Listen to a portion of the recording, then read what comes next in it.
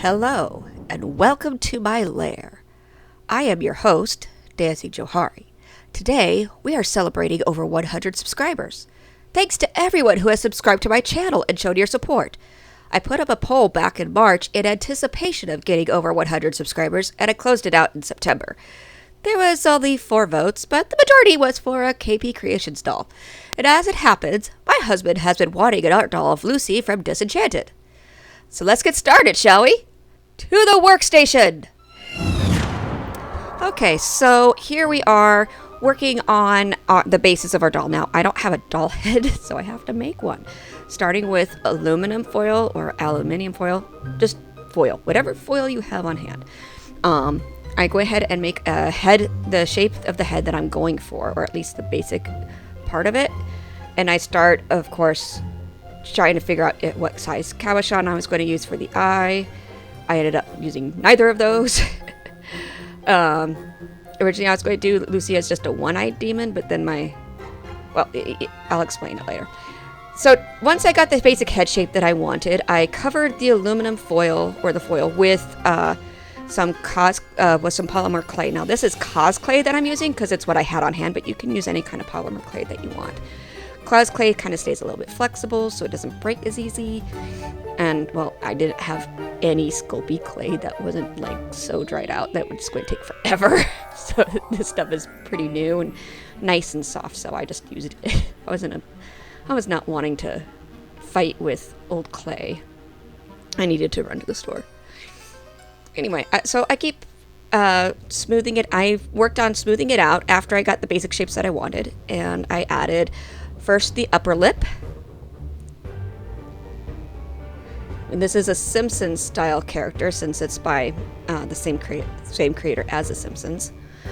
And then I added a bottom jaw to complete the mouth. Then I just worked on smoothing everything out at this point. Once I got it as smooth as I could, I added a horn, or 2 horns, or ears. I guess they're supposed to be ears, but they look like horns to me, so I kind of made them kind of horn-shaped. That one's too skinny. Let's fix that. There we go. Time for number 2. For this part, I just take little triangles of clay and or shape it into like a tooth or a horn-like shape. And then just stick it on and just smooth it out. The good thing about this clay is it doesn't harden until it's baked. That's looking really good. It looks so much like Lucy already. And as I was working on this, I was doing as Kaypea says, which was looking at references on my computer screen, which is off camera. Then taking 2 more triangular or horn type shapes, I give them 2 fangs. And that lip's a little too long. Let's fix that. Sorry for the bad camera angles. Alright, at this point, I decided to add a glass cabochon for the eye.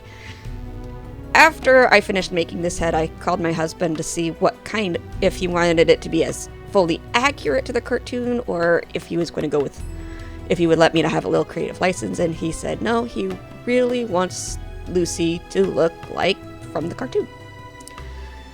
So I have an extra head. I will have to make Lucy a buddy later. Once I get the cabochon on, I go ahead and put on 2 snakes of clay and then smooth everything out to make it look like an eyelid. And then, because skin isn't fully smooth, we're going to give it some folds with I just used a pin here, a sewing pin. You can use a needle, you can use a pin, you can use whatever you have on hand. You don't need necessarily a lot of sculpting tools for this. Now, I did originally want to make this a puppet, and I also gave him bigger cheeks. He looked a little too sallow-faced. He needed to look a little bit better. Much better. I also gave him nostrils using the end of my brush. I just kind of made a little bit of a hole in the clay and made it look smoothed out until it looked like a nostril. Now it's time for a ball and joint armature. Now this armature is a Jeton armature, and it uses special pliers. I highly recommend getting the pliers. I could not get it to work without this stuff to work without the proper pliers, and they are very size specific. Little hard to use at first. I do not know how Kaypea makes it look so easy. I struggled a bit with this part.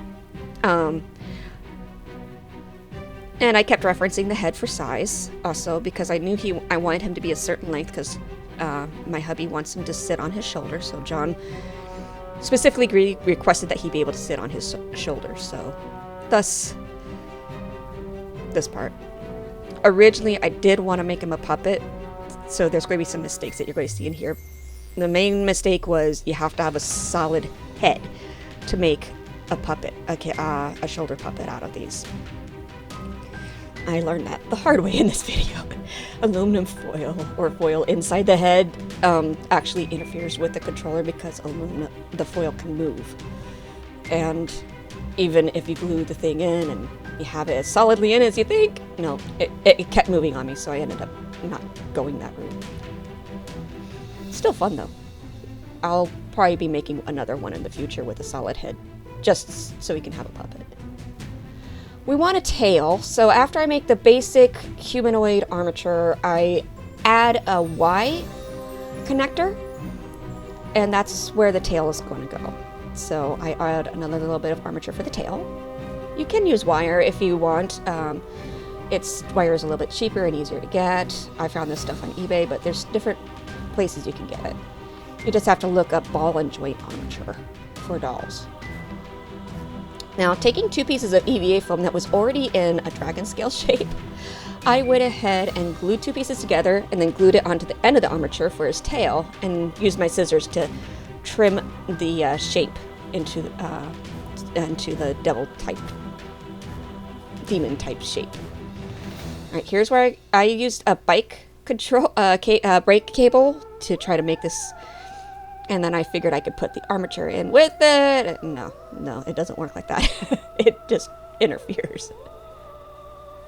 At first I could get it to move, but I think after a bit I figured out that it was just too hard. I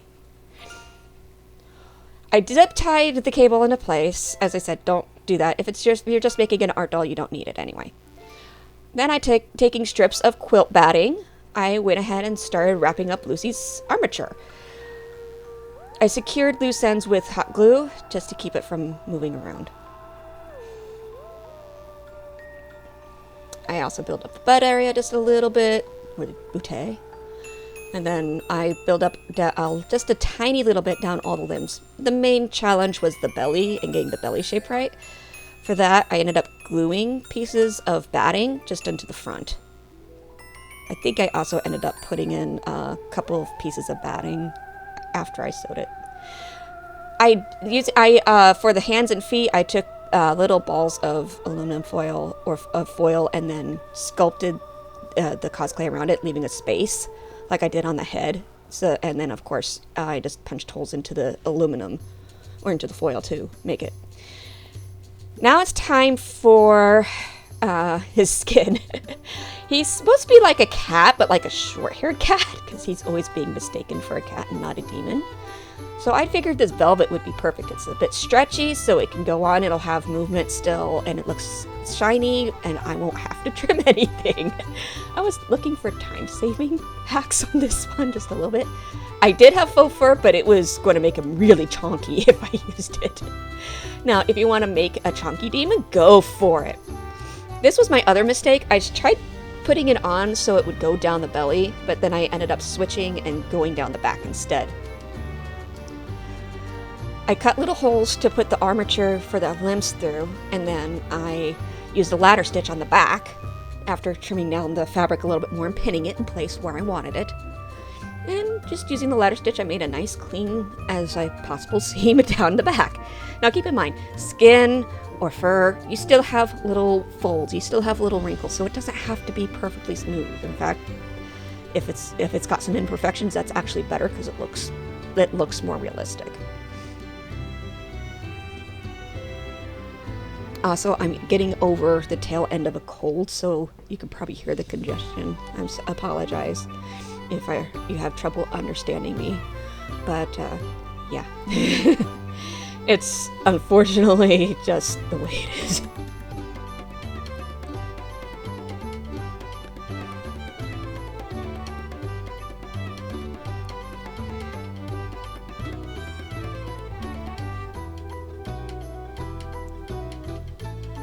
And well, thank you to everybody who voted, by the way. There wasn't very many votes, but that's okay. I really don't mind.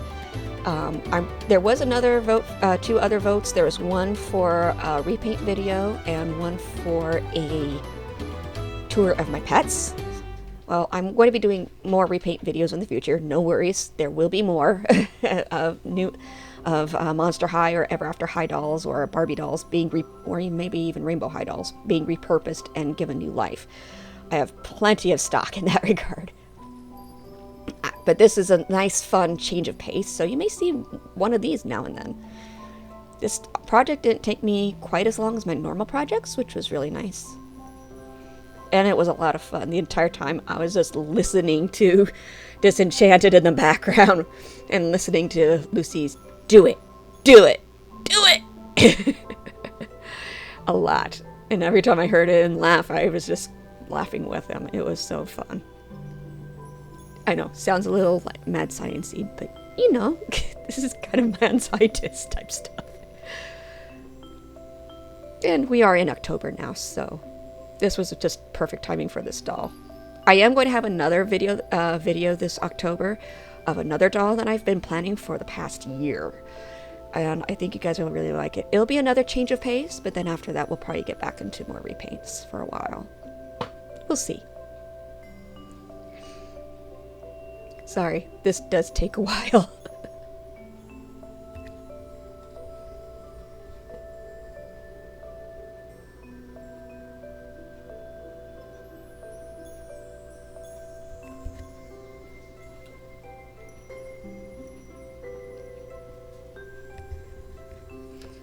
Sewing, we're sewing, we're sewing.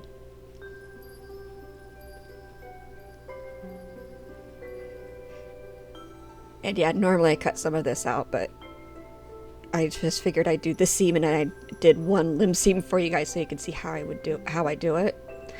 Then after that I was just like, that's enough. And towards the end, yeah, I did have to trim a little bit more off the back of the neck to get it to sit right.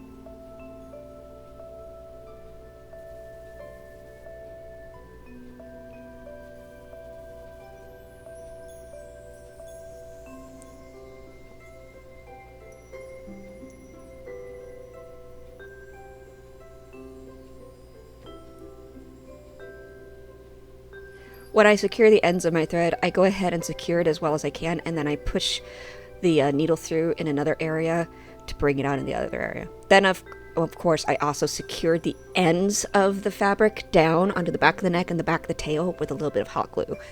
I ended up using more later, but you'll see. Once I've got pieces of fabric cut out for the limbs and pinned into place and trimmed as much as I can, or dare, I go ahead and start repeating the process on the limbs, and then I use a modified ladder stitch at the top to make it blend into the body so that the seam becomes kind of one with the body.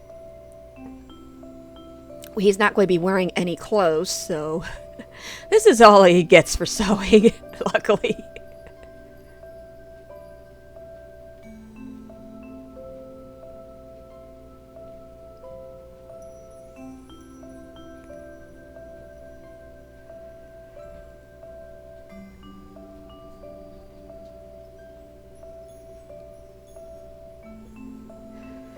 And yeah, I struggled. Whenever I sew, it's like something always gets caught at some point. And I have to stop. I have to detangle and then keep going if I can detangle. And sometimes you have to just start over. Luckily, I didn't tangle that badly this time around.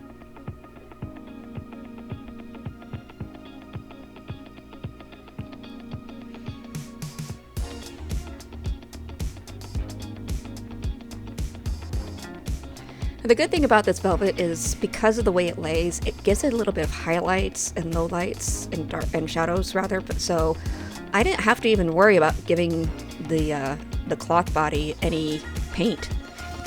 That was a really nice thing. I really liked how he came out because he's just supposed to be a solid black character, and the only thing that's different is his eye and maybe his tongue. But I did have a little artistic license, so you'll see when we get to the paint.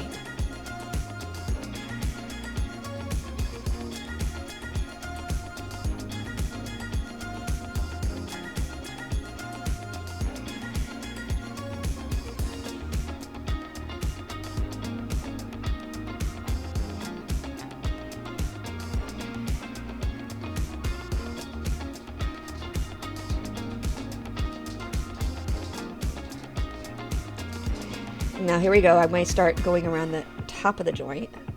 And look, I still have flexibility. Yay! It's not too tight. It's just right. This really is a lot of fun. I can see why Kaypea loves doing these kinds of dolls.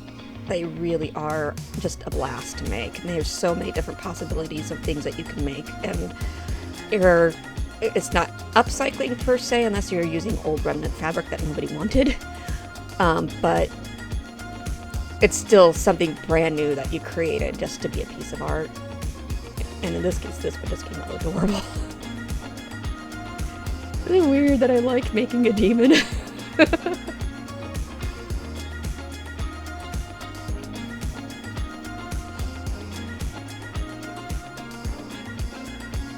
And then once I was all done, I secured my thread and then fed it back through the body for the end, and then cut the end off again to hide the end of the thread so it won't unravel very easily.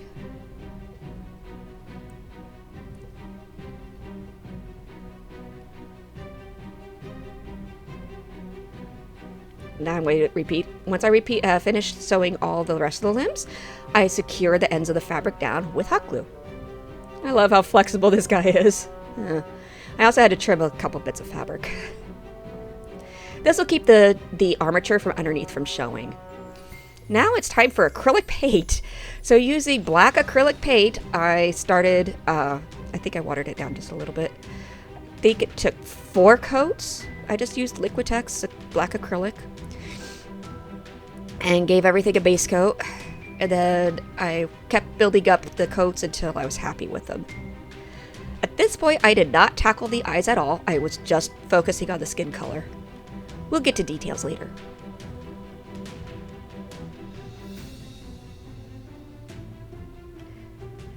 It's kind of cool because you start seeing that he's definitely, the demon part definitely coming into play the darker he gets. It sounds so weird, but I love it. I could have airbrushed him, I suppose. I just didn't want to deal with an airbrush.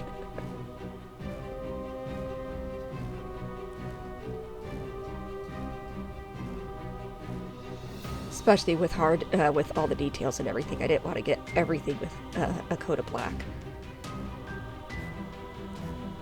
As you can see, when I sculpted the second head, I didn't use any glass cabochons. You could use glass cabochons to help you with that. You don't have to. It's just an option. It makes it easier, in my opinion. So next time I'll probably be using cabochons again. And I think this is the final coat of black. You can see it's built up all really nicely on the limbs, on the hands and feet. But it's still, we're still working on it on the head. All right. Once that's done, I go ahead and I paint the inside of the mouth red with some Citadel acrylic paint. Then I give the teeth a coat of black. They're not going to stay black. It's just I want to dry brush them with white, and that'll make it look like real bone, or at least more like bone. Then I carefully paint in the pupil and paint in the eye whites, trying not to go over anything that I want to stay black. Once that is all dried, I'm happy with the shape. I go ahead and start adding details with Jacquard Lumiere paints in bronze and crimson. I use their metallic paints. These are the same ones I use on mermaid tails when I make myself a swimmable mermaid tail. They're also the same ones I used on my mermaid tail tails for my dolls. And of course, it's just Liquitex acrylic in white for the eye whites as well as for the teeth. I probably should have found an off-white, but I didn't have time and funds were low, so. Once those layers are dry, I go around the outer edges of the pupils with a little bit more red, just to give it a little bit more variance and make it look like a real eye. And once that's dry, it's time to coat everything but the eyes in a coat of Liquitex varnish. I'm sorry, DuraClear matte varnish. After that, I paint on some UV resin with a paintbrush and bring out my UV lamp to cure it. Repeat it on both sides, of course, and here he is! Lucy from Disenchanted in the plush.